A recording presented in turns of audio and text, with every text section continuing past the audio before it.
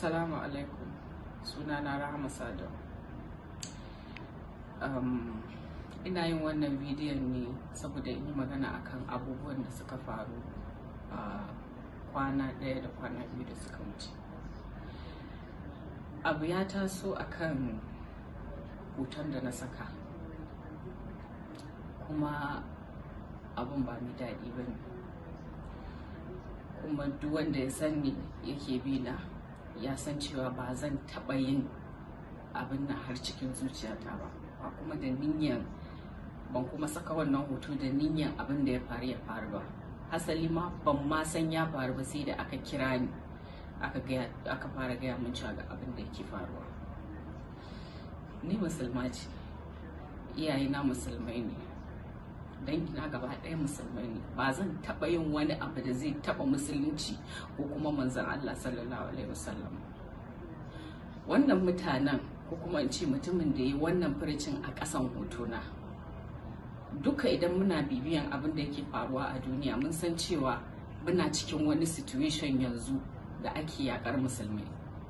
So mutum yana neman wani gaba ne kawai da zai samu ya ci mutuncin musulunci, sai kuma kaddara ta fada a kan hotona.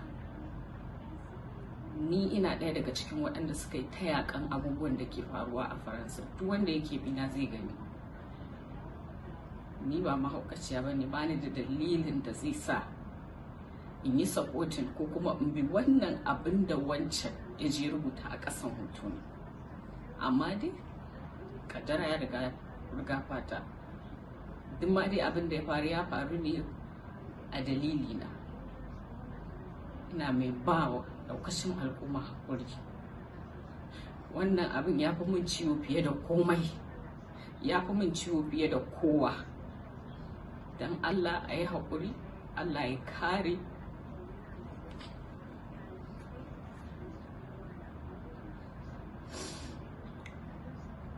Mu yi hakuri,